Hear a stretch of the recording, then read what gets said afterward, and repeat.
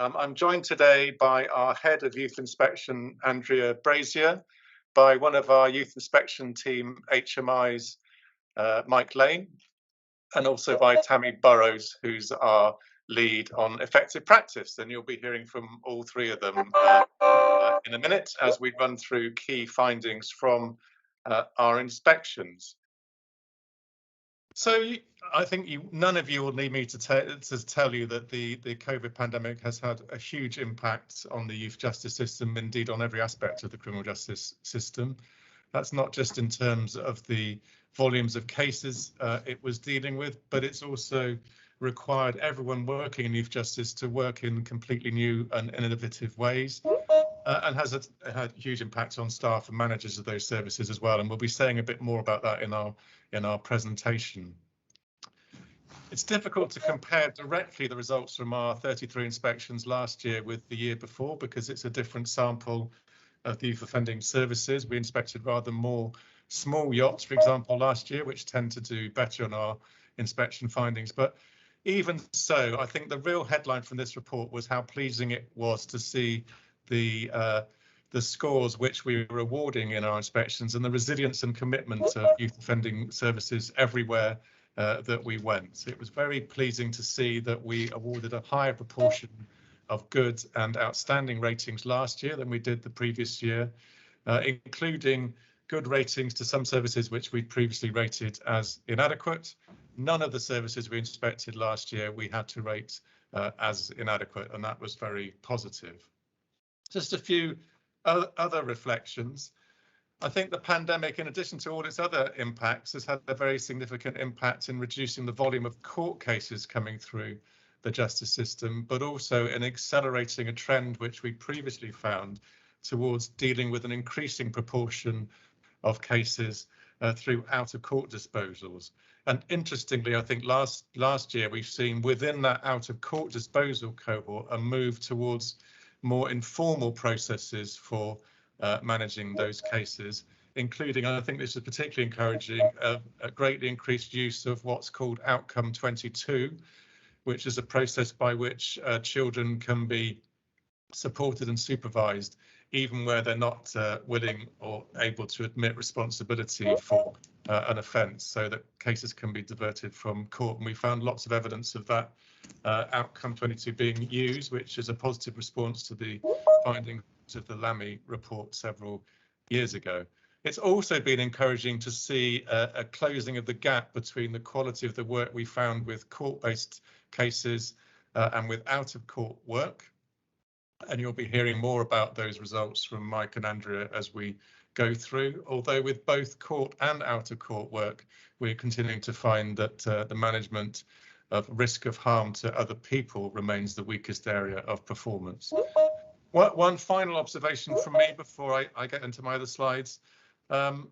It's pretty clear that the great majority really of the youth offending services we visit are now firmly located within children's services management structures, and I think are benefiting from the closer working relationship that brings with colleagues in children's social care, and that's particularly paid off during the pandemic. But I think importantly, even where there is that closer integration with children's services, youth offending services are still maintaining a distinct identity and a focus on children who've come into contact with the justice system. Interestingly, we published our inspection of Surrey Youth Offending Service this week, who've improved from an advocate to good and have, I think, very clearly, although very well integrated with children's services, still focused on that particular cohort of justice-involved children. Next slide, please. As I said, the pandemic has led to very large drops in the proportions of cases coming into the youth justice system, as you'll see from the slides. Arrests of children in the year to April 2021 are at their lowest levels since the time series began. There's actually very few first-time entrants now being recorded in the justice system in comparison to previous years. Court volumes are down. Youth custodial populations fell by their largest amount last year and are down again to probably record low levels compared to historic levels.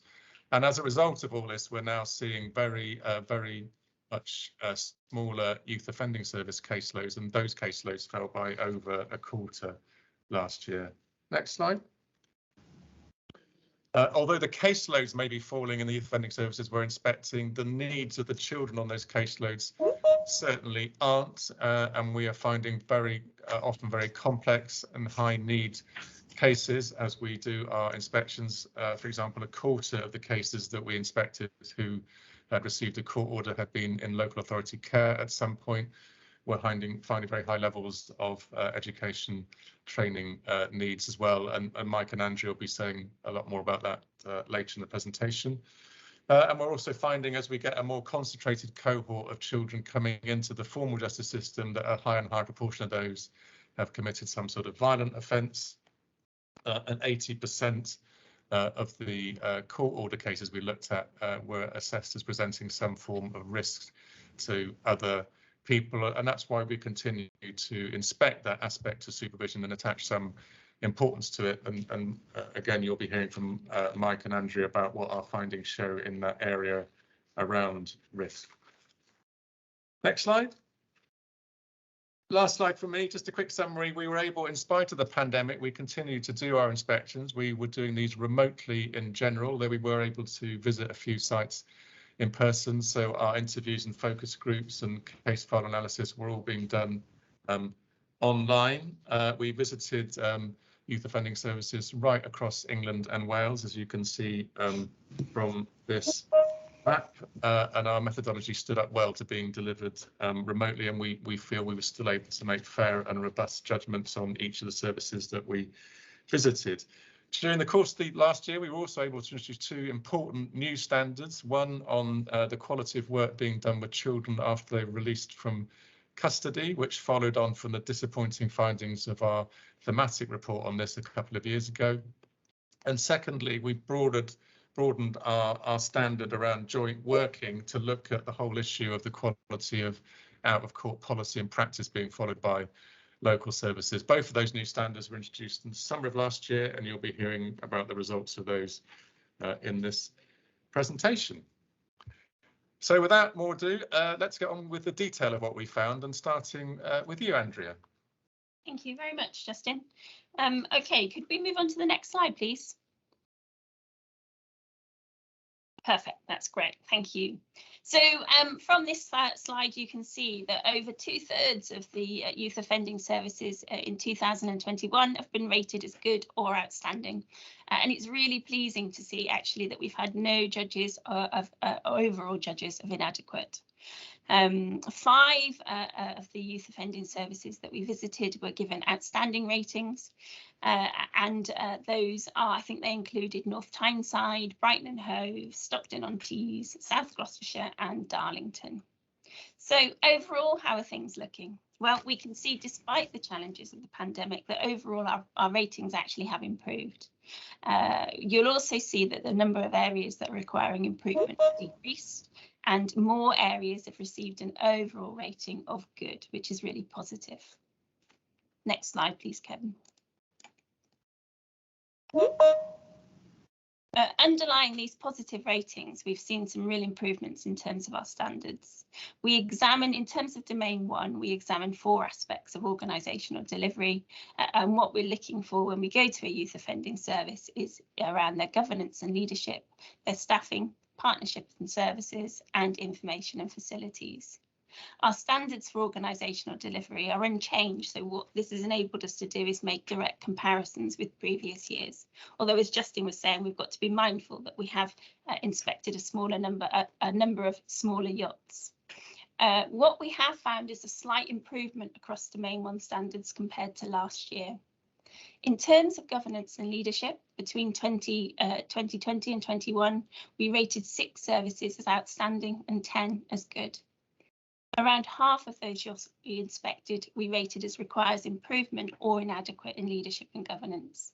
And this is a positive improvement when compared to last year, where we had, I think it was 62% of yachts were rated as requires improvement or inadequate.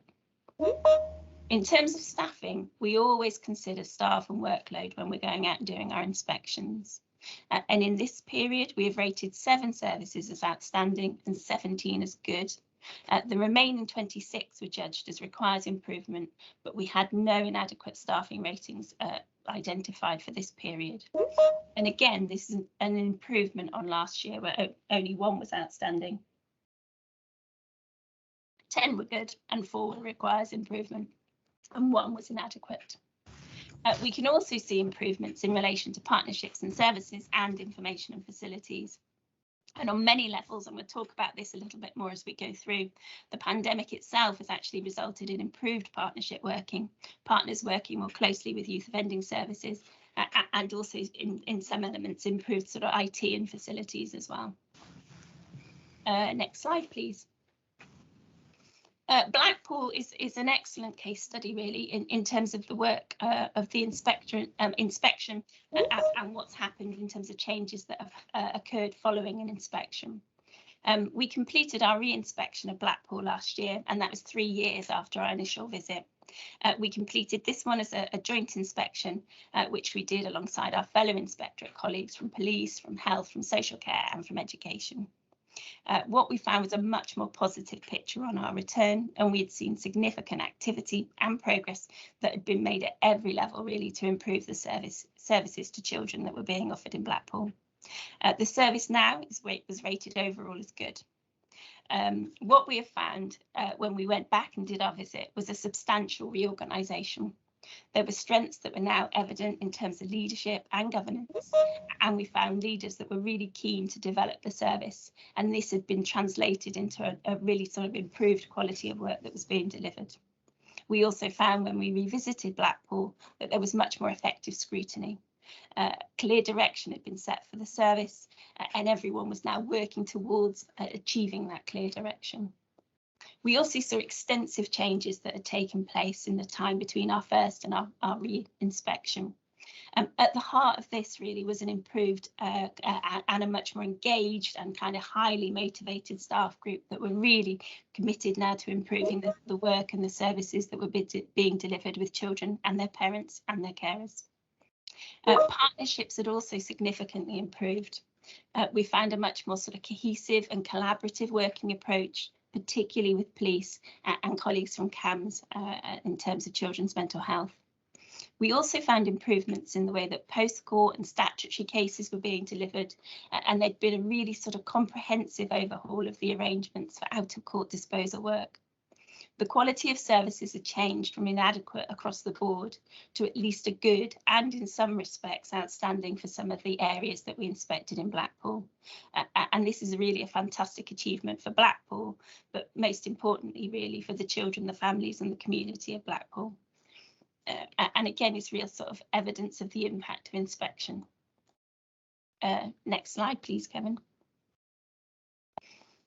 As Justin commented in our opening to today, what we do know is that services have faced many sort of continuing challenges really in terms of COVID-19, and we've seen that throughout this period of inspection. Again, it really is testament to the work of leaders and the commitment of staff that many services continue to deliver a real quality of provision despite the number of challenges that they have faced. During an ongoing period of change and uncertainty, we have found that services have adapted really quickly. Many services have shown real sort of agility and flex in their ability to be able to continue to deliver their services. Many have really effectively balanced the needs and the kind of the risks and the needs of children, as well as keeping their staff safe and enabling their staff to feel supported to be able to go on and deliver the services that they need to deliver. We've seen many examples of operating models changing very rapidly and adapting to the circumstances in which areas have found themselves. Many services have and continue to have sort of significant reductions in terms of their office space. Many services still having staff working from home or having to work out and about in their communities and not being able to access offices. And what we really have seen are staff and managers rising to the challenges, working with a dedication and a real commitment to making sure that they are keeping their most vulnerable children safe and their communities as safe as possible. If we just move on to the next slide, please, Kevin. That's brilliant, thank you. So Justin and I completed, I think it was 12 interviews with heads of service last year, and what we wanted to do was really talk to those heads of service about their experience of leading their services while having to deal with the impact of the pandemic. We followed up with the areas that we'd previously been out and visited in relation to the impact of COVID and the inspections that we'd done around that. And then we wanted to see what their journey had been really and explore with services what had happened in the intervening time since we'd previously visited when COVID had first hit. We're really grateful to all of those leaders and heads of services that kind of participated in those interviews with us, and we really appreciated their openness and their honesty and the insight that they gave us. And you'll see many of their quotes are included both today and then in the annual report. Key things that leaders were reporting was that partnerships had been sustained, and actually in some cases they had found that they'd really improved during the pandemic. Interestingly, the use of Teams enabled people to attend more meetings, but that sort of sense of working through the pandemic meant that they'd seen a real pulling together of services and leaders and making sure that there was a real kind of cohesive and collaborative approach in the way that they were working and delivering their services. Leaders talked about the real creativity that they'd seen and innovation in terms of service delivery and interventions, and a real focus on making sure that services could really continue to be delivered to children and done so safely. We've seen a greater focus in terms of services going out to children. So we've seen methods of sort of talk and walk styles of delivery and making sure that actually that work was still being done, but being done in a way that was safe both for staff and for children. We've seen a move away really from a group style delivery of interventions. And what that does mean is that while we've done our inspections, we've also seen sort of much more individualised tailored work that's been delivered with children. And again, what I would really want to emphasise, and the leaders that we spoke to also emphasised, was that real commitment and dedication of staff and managers to make sure that they continue to deliver services during this time. Mike, I think I'm handing over to you. Thanks, Andrea. Good morning, everyone. Nice to see some familiar names and colleagues and old friends in the audience. So I'll take you through the next few slides. So in terms of education, training and employment, and from the outset, this is a tricky one because most of you may be aware that we've just completed an ETE thematic around education, training and employment provision within youth justice services in conjunction with Eston and Ofsted. So clearly that report is still in its kind of draft stages at the moment, so it would be inappropriate to share too much in advance of that draft being completed. However, good ETE provision is crucial to the life chances of those children under yacht supervision. It's consistently identified within our inspection data as one of those top 3 factors that need to be addressed when we're looking at cases. And some of those common characteristics, many of you will be familiar with: low levels of numeracy and literacy, speech and language issues, cognitive disabilities of children, impacted by those often multiple adverse childhood experiences and trauma, which impact on ability to engage. Certainly within that yacht caseloads, we see that high prevalence of kind of disengagement, exclusions, multiple exclusions.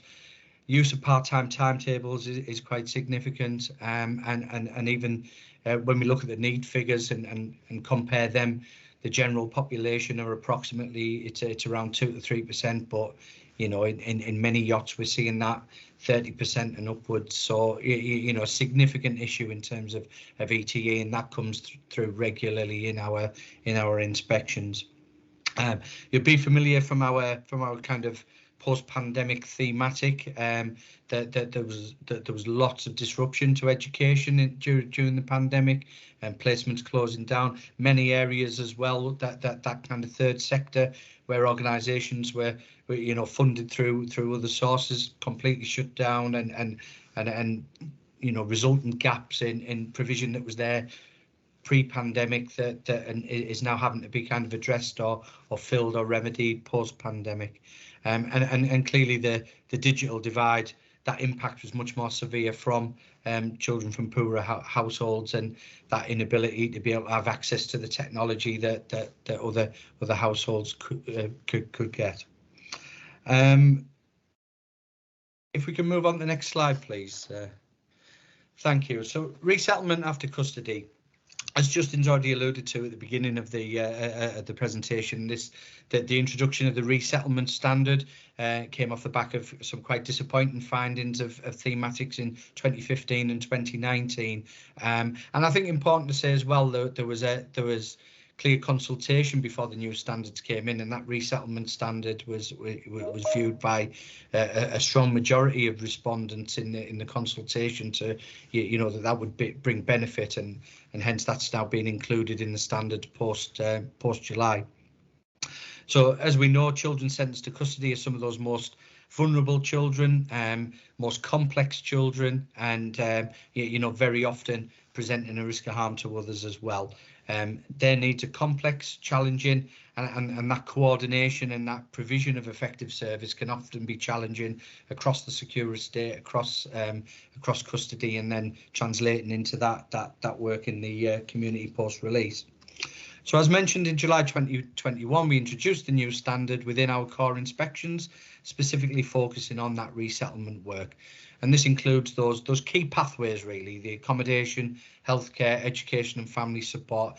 Have these been considered as part of their release from custody? Is there evidence of that work, that resettlement work, in effect commencing from when the child's sentenced? So, and for those of us that have been around long enough, it's that old classic kind of through the resettlement kind of through care model almost of resettlement, but those are the key pathways that we're focusing on.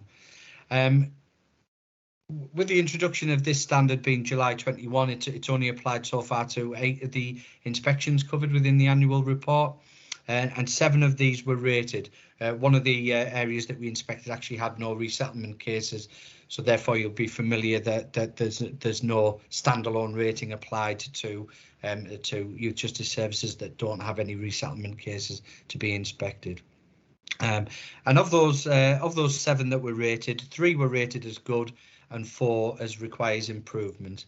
And it's fair to say so far we've seen a bit of a mixed picture in terms of policy development. Some kind of youth justice services are well ahead and have developed their policies and implementing their policies. Others are still at that more developmental stage. But I think it's important to reflect what the introduction of this standard has done is spotlighted resettlement. It's put resettlement on the agenda, and you know, I think it's welcome that many services are now reviewing or introducing their policies, and I think it's heartening to see as well that services are clearly starting to link in with the resettlement consortia work. I'm thinking of Yorkshire, I'm thinking of Greater Manchester as well, were kind of perhaps a bit more at that developmental stage than Yorkshire are, but again looking at some of that work and spotlighting resettlement. So if we can go on the next slide, please, Kevin. So the key findings from our I guess our case data across court and out of court case supervision, or domain 2 and domain 3 for those of you that are familiar. So we've inspected a very high volume of cases, as you can see, 362 court cases and 315 out of court. And I think it's fair to say many of the themes that we've identified across the piece are familiar from previous annual reports. That quality of work, and again important to say, it's across the ASPIRE model: assessment, planning, intervention, and delivery and intervention and review within those court cases, and assessment, planning and delivery intervention within the out of court cases, or domain 3 cases. So the quality of work to undertaken around desistance, identifying the factors, offending related factors and underlying needs, that remained strong. So 78% or more was satisfactory across our 4 court case standards. So what we were finding, and there's a bar chart to follow, so it'll probably make a little bit more sense when the next slide comes. What we did see was the scores for the quality of work around safety and well-being and risk of harm to others were lower. So clearly, you know, there is some kind of further improvements to do for some services around those elements of the work. But I think important to reflect as well in the you know, the current climate of child first, etc. Important to reflect that within the consultation, you know, I think a very high number of respondents still wanted us to retain that focus around the quality of work around risk of harm. And also, I guess from that, concerns around the drive for minimal interventions. So I guess the challenge would be, yes, we may need to be proportionate, and we may need to be kind of sensible in terms of our approach, but it's also not negating, you know, that proportionality has to be balanced out against the child getting the right kind of interventions and support to address the identified needs around desistance, safety and well-being and risk of harm. Next slide, please.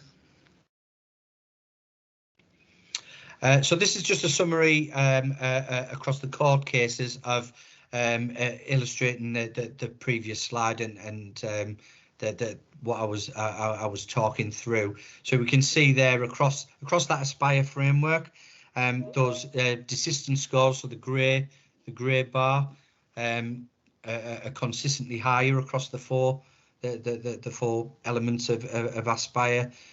Planning a little bit, work around safety and well-being, kind of still okay, but not as good as desistance, and then risk of harm. So particularly we're seeing there around planning for safety and well-being and risk of harm, and I don't want to steal Andrea's thunder too much from later slides, but you know, I'm sure Andrea will elaborate around what we're seeing in terms of that quality of planning, particularly contingency planning.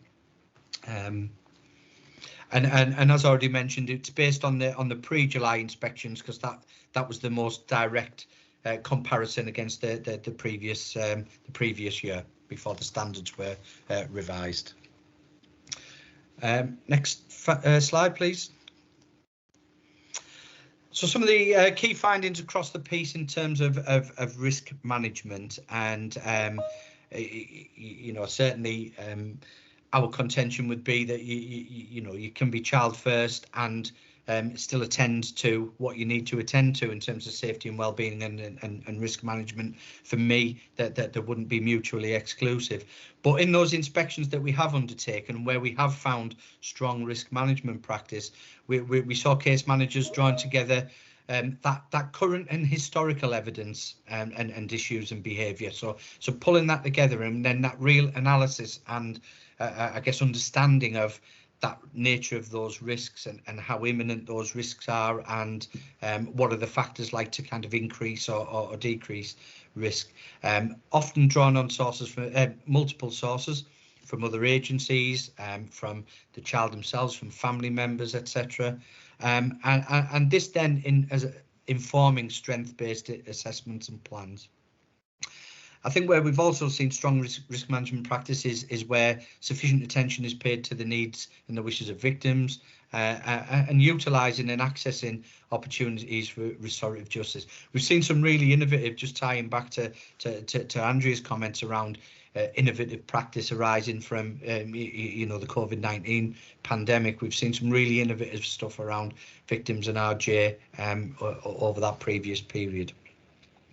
So on the flip side of that, where we've seen weaker risk management findings is almost the opposite, really. Case managers, you know, not showing that professional curiosity, not asking the right kind of questions, not gathering that information and analysing that sufficiently into patterns of behaviour, and often then leading to under-assessed or misclassified risks. So the particularly a lack of reasoning of why that classification is where it is deemed to be by the case manager. During inspections, we've seen services not often making it clear who the victims were, which then impacts significantly on the planning around how to keep people safe. Those plans become much more ineffective if there's a lack of clarity around who the victims are. As already mentioned, contingency planning. So that has consistently come up in more than a quarter of reports in 2021 included a recommendation to improve contingency planning. So I guess through an inspector's lens, a contingency plan of talk to my manager and hold a meeting is clearly, you know, we'd be looking for a lot more than that in terms of the actual actions and the specifics of, you know, what will increase or decrease risk and what specific actions need to be taken to kind of address or mitigate those risks. Next slide, please. So in relation, as Justin's already mentioned, scores from out-of-court disposals have improved.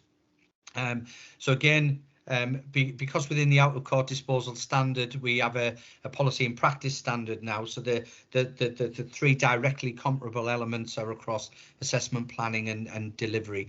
So once again, a similar pattern in terms of those scores for desistance across the piece being the highest scores. And then kind of weaker areas of practice being around safety and well-being and risk of harm.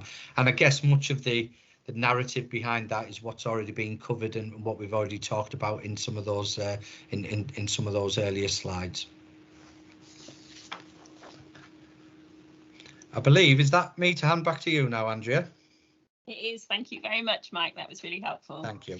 And so just picking up on what Mike was saying in terms of the work around the comparison really between us, what we're seeing for statutory court orders and what we're seeing for our out-of-court disposal.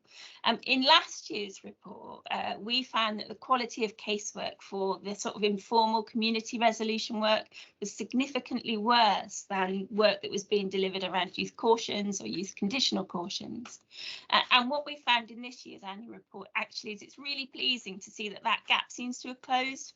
And so the inspections that we've done more recently, we've seen sort of some real significant improvements in the scores for community resolution cases, those out-of-court disposals that we've inspected. What is also really interesting actually is that in some areas like planning and in joint working, in some cases those findings were better youth offending services than they were for some of their statutory court work, and so that's something that we're sort of really exploring and we're keen to explore in the inspections that we're doing now and in the future. So if we could look at this in a little bit more detail and go on to the next slide, that would be brilliant, please. Okay. So just as sort of Mike was saying in terms of what we found in relation to our statutory work and our statutory inspections, looking at out-of-court disposals, again, we found some sort of real significant differences really as we've been across the country and done the various inspections that we've done. Many youth offending areas now tell us that work with children subject to out-of-court disposals is making up the increasing proportion of their caseload. And as Mike mentioned, we introduced the new standard in July 2021 to look at the quality of out-of-court disposals, sort of policy and provision, to make sure that we really are effectively considering all the out-of-court work that's being done really as part of our inspections. You'll see from the slide, since we've done since we introduced the new standard, we've done 8 inspections where we've published. 2 areas have been required. 2 areas were good, 5 requires improvement, and 1 area was judged as inadequate. For the, I think it's about 315 out-of-court disposal cases that we've inspected since our last annual report, on the whole, it shows that the quality for case management for children that are subject to out-of-court disposals is getting better, or was better than it was in the preceding year. Again, overall assessment and implementation and delivery were generally undertaken well, really, in the majority of the services that we visited. We saw that services are undertaking more assessments. They're ensuring that parents and children are part of that process and being part of that process pre-panel, so that actually their views and a kind of a thorough assessment was being done, and then that contributed to the panel making decision, which it seems that's a more effective way of doing things in terms of the actual disposal that's being made. We also saw an improvement, really, similarly as Mike was stating in terms of statutory court cases, but about assessments, making sure that they're considering victim issues, they're taking into consideration risk of harm and the factors that need to be put in place, really, in terms of protecting people in terms of risk. We also saw in the areas where things were going well, panels really making sure that they are then using those assessments as well as information from other relevant agencies to be making their decisions and making informed decisions. Again, as Mike was saying, sort of on the flip side and in contrast to that, the areas that were not so strong that we inspected, we found that children were not being assessed. There weren't any assessments that were being done, or sort of poor quality assessments were being done, and that children and family and carers were not involved in those assessments. Again, in the areas where we judged it to be weaker, we found that key assessments didn't sort of include key information in terms of harm, in terms of known risk factors and vulnerabilities, and that they weren't being assessed, or they certainly weren't being considered at the panel level. Next slide, please. The other thing that we've found in terms of the inspections that we've done this year is that children who are looked after by the local authority continue to form a significant proportion of their cases. And again, this is a concern, really, in terms of those children entering the criminal justice system and kind of really making up a proportion of the caseloads that we're seeing. You can see that 25% of children subject to a court order had been placed in the care of the local authority at some point during their sentence. And although this is lower for our out-of-court disposals, it is still making up from sort of 13% of the work that we're seeing. Overall, we're not finding significant differences in the quality of the case management work, although what we have found is that the management of risk of harm was poorer for children who were looked after. And again, this is something that we're interested to look at, really, and start to unpick as to why that might be and what's happening there in terms of those children. What we have seen, and again mentioning in terms of sort of creative and innovative practice and a real focus, is some really good examples of work by youth offending services to keep those children who are looked after out of the criminal justice system. And we consider that this really needs to be a priority area for areas to be focusing on moving forwards. Next slide, please. So in terms of our caseload, what are we seeing in relation to the quality of work with specific groups of children? If we look at this slide, you can see that Black and mixed heritage children continue to be really overrepresented within the youth justice system. And this has been a real key focus for us in 2021. And I'll talk a little bit more about our thematic that we've done in just a second. But just looking at in terms of the characteristics and the ethnic characteristics of the young people in the cohort since the end of March 2021, we can see that the proportion of children who identify as white receiving a cautionable sentence has dropped from 84% to 70%.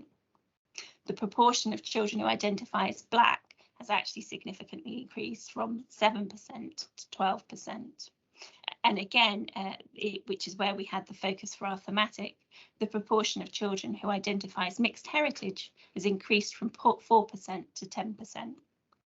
And if you look in terms of those rates in relation to custody, the proportion of children in custody who identified as Black or mixed heritage has actually reached 43% by March 2021. And this was something that we were really keen to explore and understand in greater depth. Next slide, please, Kevin. So during this year, we have looked at those figures, really, and what that means in greater detail. And we completed a thematic inspection of looking at the experiences of Black and mixed heritage boys in the youth justice system. And if anybody hasn't read it, I really would recommend it. We're particularly proud. We're proud of all the work that we do in the inspection, but particularly proud of this as a piece of work because I think it was really vital and has shown us some really interesting findings. And there are some recommendations that we really would advocate that people are taking forward, really, in terms of understanding the experiences of Black and mixed heritage boys.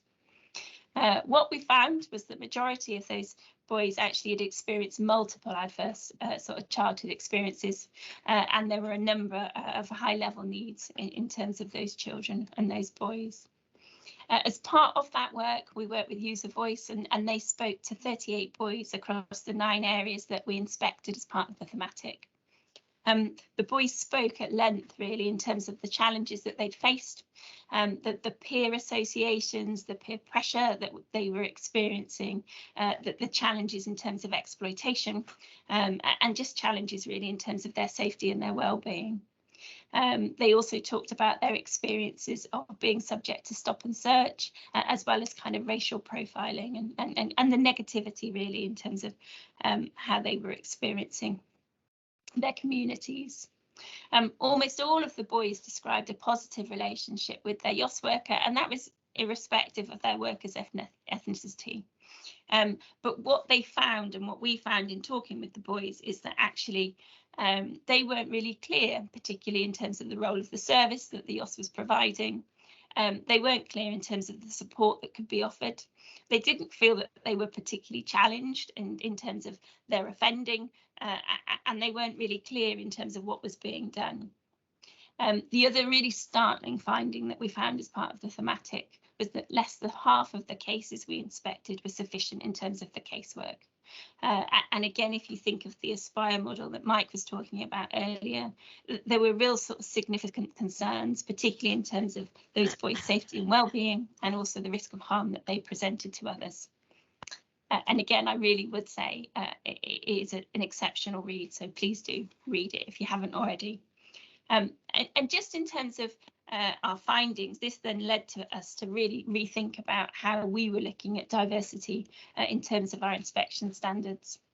Next slide, please. So what we did was in July 21, we really changed the way that we inspect diversity, and questions that were sort of previously in the standards, but have now been made much more explicit with a greater focus on them. We've also separated diversity out from sort of our personal circumstances, which is what it was we were previously looking at, so that it's much more specific in terms of what we're trying to find and see what areas are doing in terms of how they're working in relation to diversity. We've introduced specific diversity questions throughout Domain 1, and that runs all the way in terms of organisational delivery, and then also introduced specific questions across Domains 2 in terms of our statutory court cases, and 3 in terms of our out-of-court disposal cases. And these questions are much more explicit in terms of assessment, planning, implementation and delivery. And for those statutory cases, we're looking at review as well. And you can see in terms of the figures there, we really have sort of shined a light and turned our spotlight on the work that's being done in relation to diversity. This is an area that, again, we really are keen that areas focus upon and think about going forward, and forms a critical part of our inspection now. Next slide, please. So, in terms of the work that's done, for each of the 33 inspections that we've completed, we've made a number of recommendations in terms of how they should improve, and you'll see that many of these services were given recommendations relating to their work on ethnicity and disproportionality. Key things that we are flagging really is in terms of the importance of having a recruitment process in place that really proactively seeks to make sure that there is a diverse team that's working with young people in that community, but that really reflects that local population. And again, this will be something that we're really focusing on in the future and as we do further inspections. We're also really keen that areas really have processes in place in terms of supporting and maintaining staff from diverse backgrounds, to making sure that their needs are met, and that there are real opportunities for them to progress and progress and be promoted, really. We've also done a significant amount in terms of promoting recommendations around training packages, making sure that areas really are equipping staff to identify and understand diversity needs. And one of the things that we are really keen as an inspectorate is that staff are really confident and capable in terms of being able to have those discussions with children and families around their ethnicity and around their heritage, and then are really proactively utilising that information in terms of understanding what those children and those families' experiences are like, and being able to analyse their experiences and then make sure that they're putting in sufficient sort of interventions and support for them around that. Again, we're recommending that areas really consistently use tools to understand the profile of their children and their family accessing their services. It's about knowing, are there particular areas in terms of characteristics that are overrepresented? Are there sort of disproportionate amounts of certain ethnicities of children in the youth justice system cohort, and really being able to analyse and understand that data and know what they need to do then in terms of ensuring that sufficient services are available for those children and recognising that disproportionality. And the other thing that we're really keen that we've been recommending areas do is really interrogate that data. So make sure where that overrepresentation is, making sure that actually there's a real context to that data, and that's in terms of all of the kind of protected characteristics as well, and then making sure that services are able to deliver the services that those children need in terms of ensuring that they reduce the risks of them reoffending and supporting them in terms of their desistance. Okay, so just trying to round up now, really, I'm conscious of the time. If I hand over to Tammy, just in terms of talking about some of the work of our effective practice. Thanks, Andrea, and great to see so many people here, although I'm trying not to look at the numbers too much. So following from the Black and Mixed Heritage Boys thematic, we were able to produce an effective practice guide based on the examples we found on the field work. And just a little reminder here that HMIP define effective practice as where we see our standards delivered well. In this specific guide, we share the standards we used, an overview of the children's views collected by user voice, and then under leadership, we looked at the disproportionality project and systemic leadership in Haringey. We looked at tackling disproportionality in stop and searches and out of court disposals in Hackney. And then in Lewisham, we looked at the family therapy team and their anti-racist strategy. After exploring those examples, we provide some takeaways for leadership, and some key ones being the importance of a coordinated leadership, the significance of a clear strategy to address disproportionality and drive positive outcomes that's understood by the YOS and partner agencies. And I think another one linking back to what Andrea's just said about the effective use of data and making sure that data is used to drive appropriate resources and specialist provisions. The next section of the report, we look at case supervision and we explore some themes which came up consistently for the boys and stakeholders we spoke to. So some examples being experience of trauma, not just kind of the ACEs trauma, but also racial trauma, experience of discrimination and deprivation. And then we talk about how you might be able to think about that in your practice. Next, we spoke to two really brilliant, culturally competent practitioners, one from Liverpool, one from Sheffield, who shared some fantastic top tips. I was really moved by them. Some of the things was just don't be afraid to ask the question, explore it, make an assumption that all Black and mixed heritage boys will have experienced some discrimination and use that to drive your practice. So instill hope in them, have aspirations. That's really important. Then we share some overall sort of key takeaways for practice. So I'm sure you'll all be aware, you know, the importance of engagement. That's a central tenet to effective practice. And then making sure practitioners think of the experience of discrimination for the children, not just as drivers for their offending behaviour, but also how that can be a barrier to success so that they might be able to plan their work accordingly. Okay, thank you. Next slide, please. So on the effective practice webpage, we also have a case supervision guide specifically for youth practitioners. We've just reformatted it into a PDF based on some feedback from operational staff. The guide focuses on the different elements of the Aspire model through 3 different lenses. So first through the lens of desistance, then keeping the child safe, and finally keeping other people safe. And the format of the guide, it first introduces a concept such as desistance. We then explain what various inspections have found under that area. We look at a specific case example that has been found on a core inspection and share what the specific inspector said about that, and then look at some key reflection questions.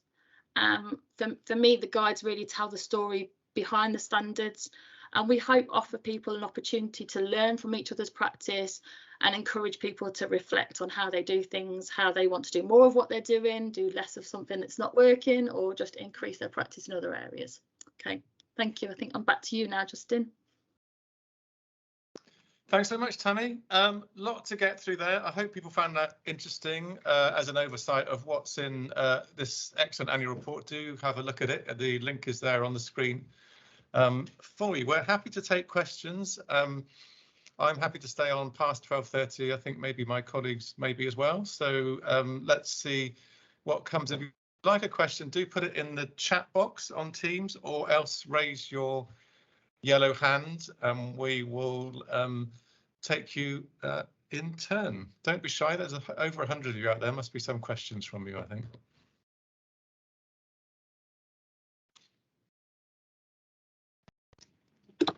Hi there. I've raised my hand and then realised there's 150 odd people in the meeting.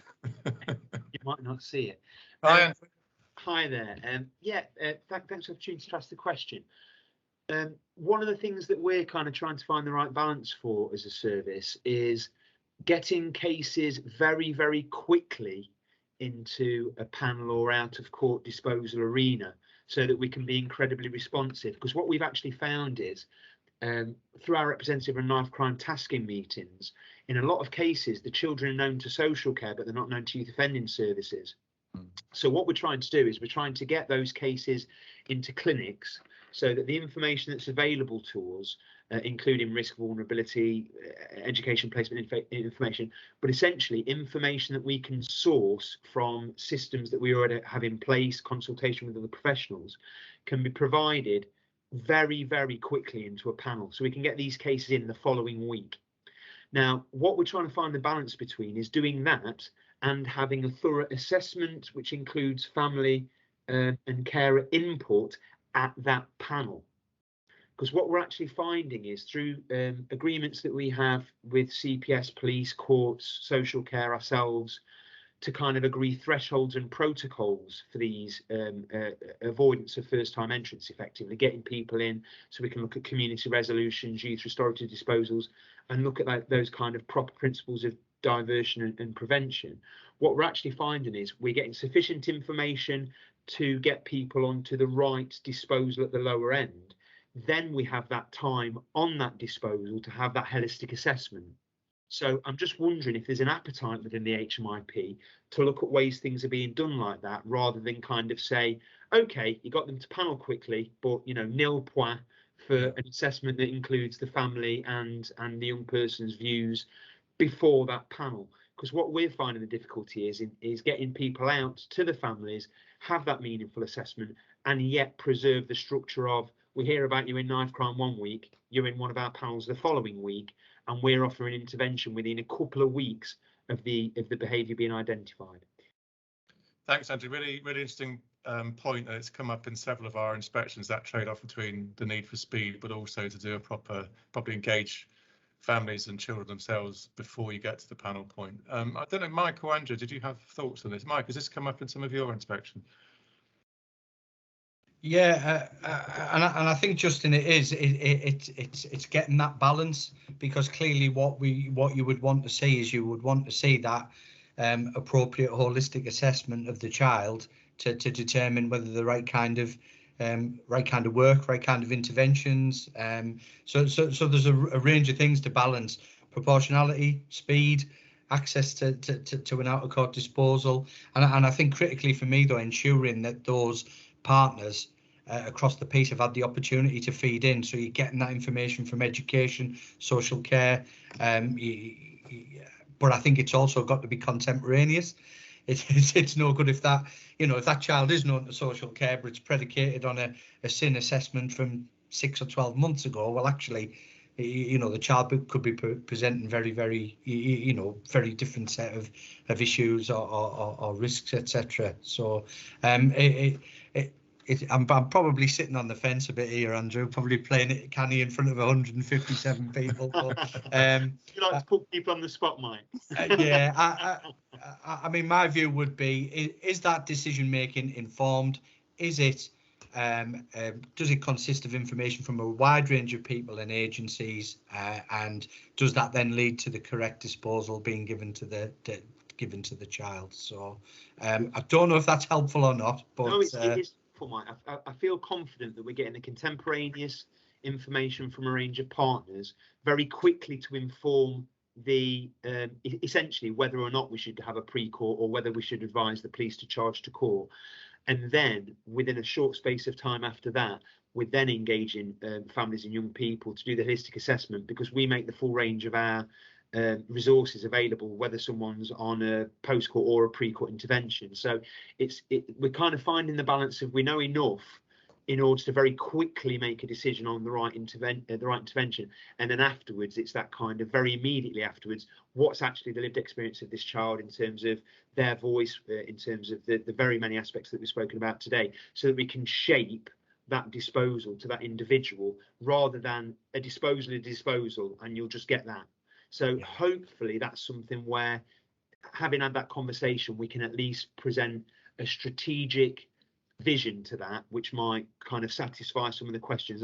I think 100% in all areas is always very nice, but I think probably unachievable, because, as you say, the need for speed or the need for thoroughness, you're never going to be able to hit both 100%. But what I'm hearing is if you have a strategic vision around that, you have got good information from partners, and a good structure around who is considered in these panels, and you're making sure that you're not then delivering something without fully and thoroughly assessing that child and their family's needs to shape that intervention going forward.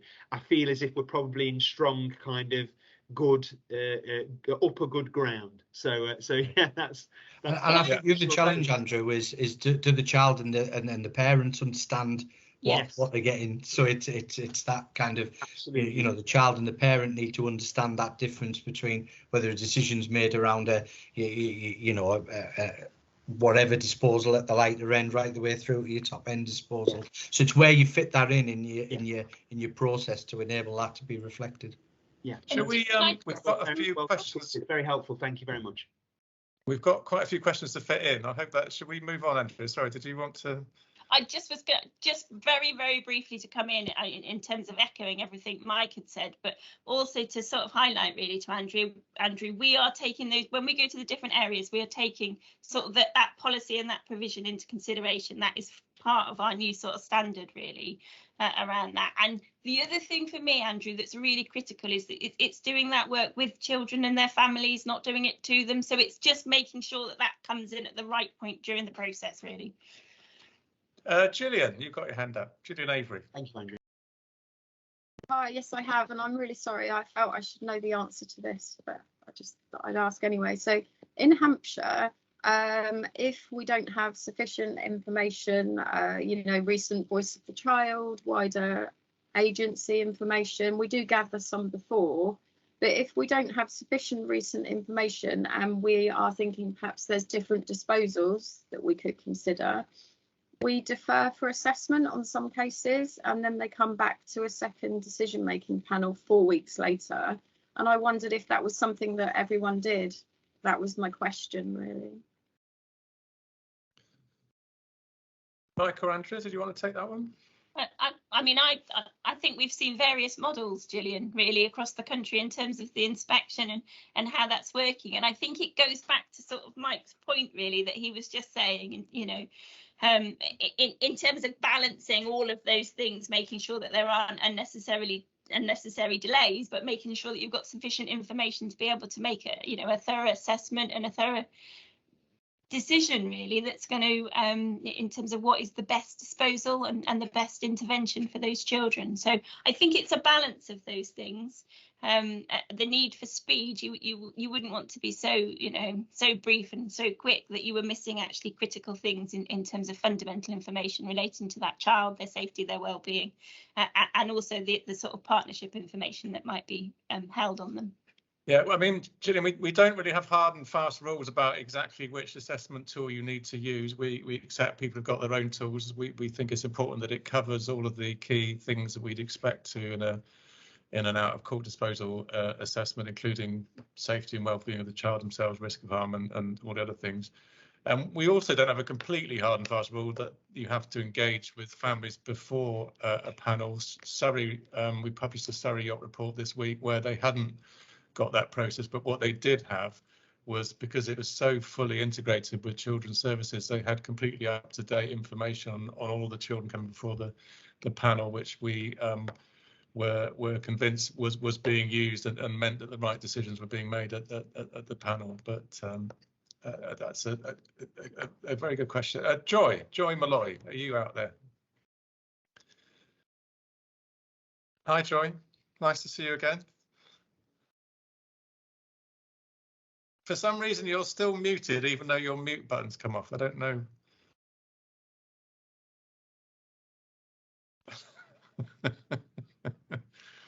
Have another go. No. Did you want to maybe type it in the chat line and we'll respond to it? Laura Riley.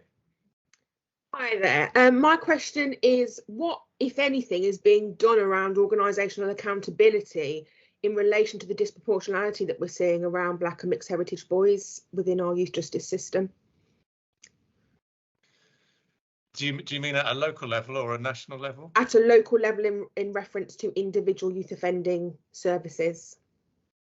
Well, certainly when we inspect, as I think Andrew was saying, when we inspect local services, we now have a very clear set of questions and challenges around disproportionality. We publish the local data on what their caseload is looking like. We ask questions about this, and if we're not happy about it, we will comment on that. We now have a separate section on diversity in all of our youth reports, which will point out where we think not enough is being done around an issue like disproportionality. It's then up to the Youth Offending Service to do an action plan in response to those recommendations. So if one of our recommendations is you need to do more about diversity and disproportionality, we would expect the action plan to include that. And then at some future point when we go back and inspect them, we'll be looking for evidence there's been progress against that. But it's not, because we don't inspect every service every year, we rely on management boards themselves and the leadership of local councils to be doing the actual follow-up on the ground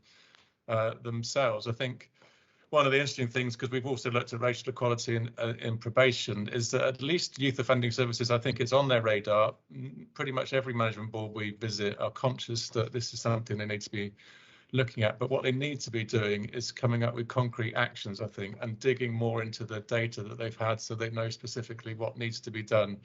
And as Tammy was saying, I think it's a really, really brilliant effective practice guide that we've done in this area. Some really concrete ideas in there that we think people could be adopting to deal with these issues. Mike, did you want to come in?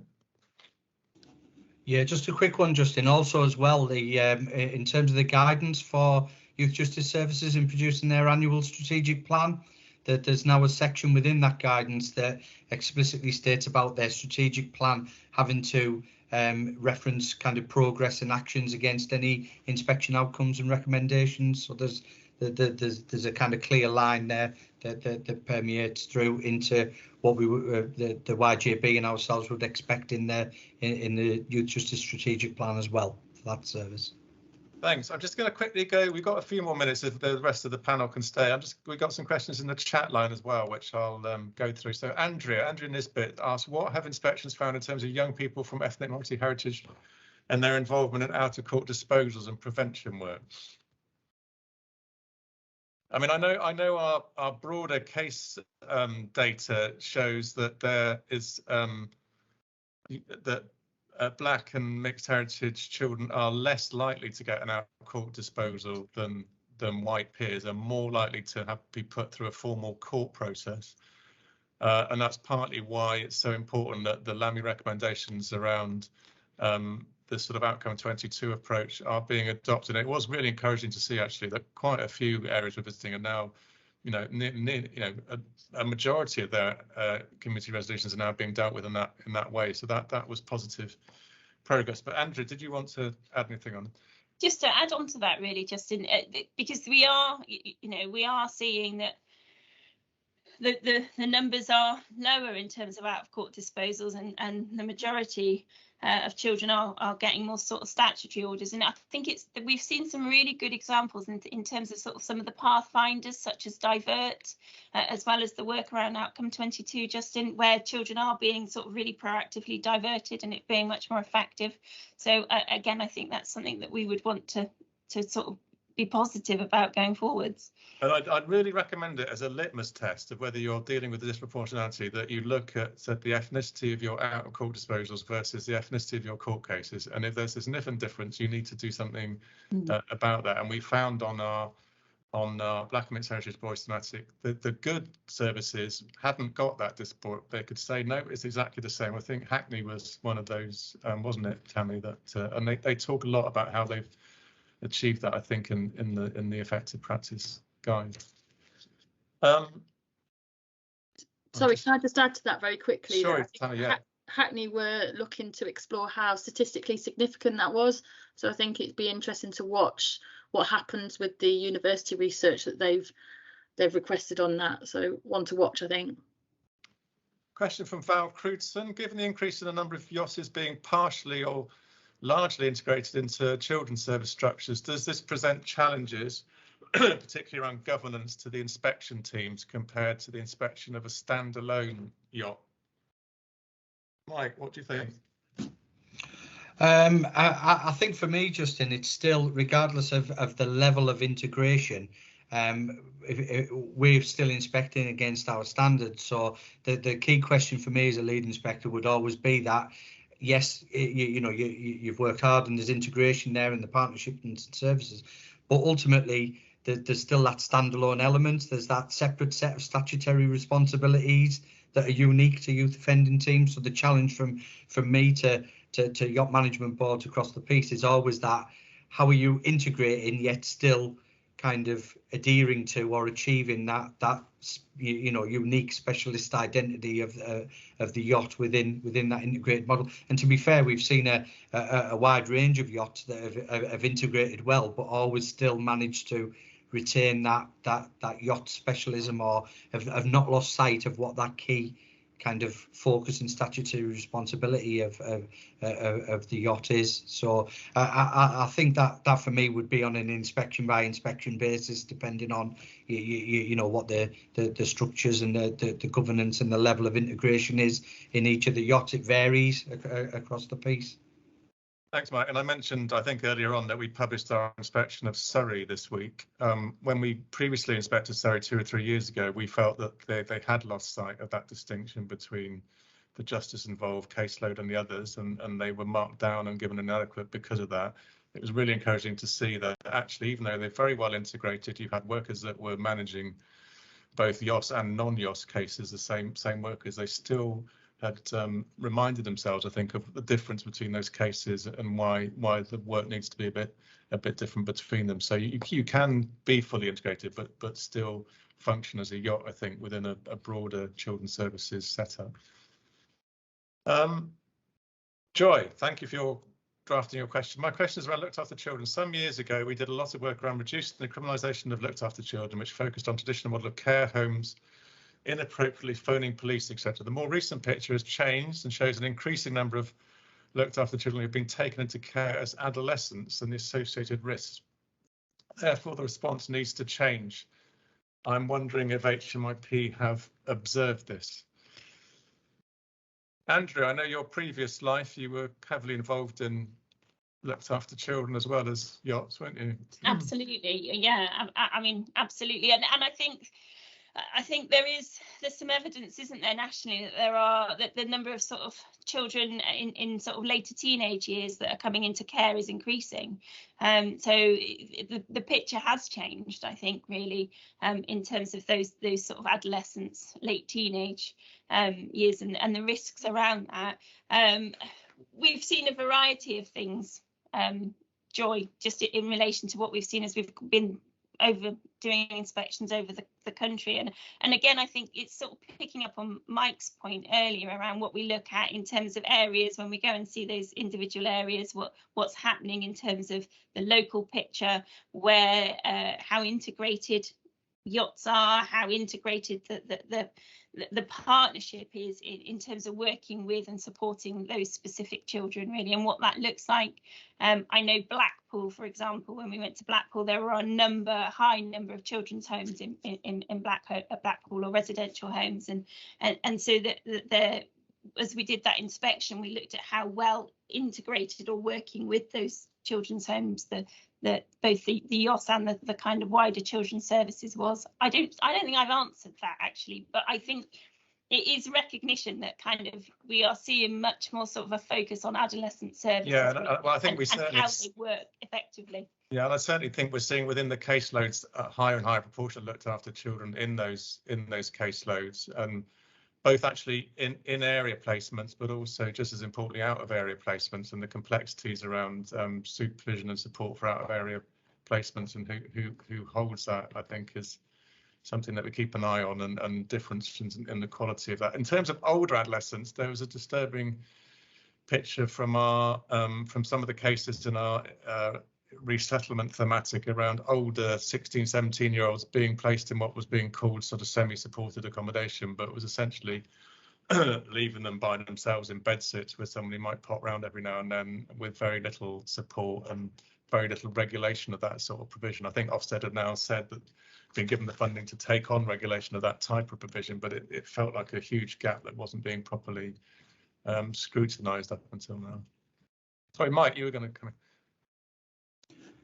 Yeah, thanks. It was just building on from what Andrea was saying. So as part of the approach to inspection, we would be looking at, well, what are those, you know, some yachts or some authorities are a bit further on than others, but what are those contextual safeguarding arrangements at strategic level? What are those operational contextual safeguarding arrangements, and how is the yacht partnership, and how are the yacht kind of staff, managers, leaders kind of linking in with those arrangements and feeding in with those arrangements? So that for us would come under you know, our domain one stuff, particularly around some of that partnership services governance kind of work. Thanks, Matt. I think we probably need to wrap up. I'll just take a couple more comments. There's a comment from Lewis Anns talking about the importance of bringing in family members and mentors, and offering to get in touch with anyone who's like to follow up with them about that.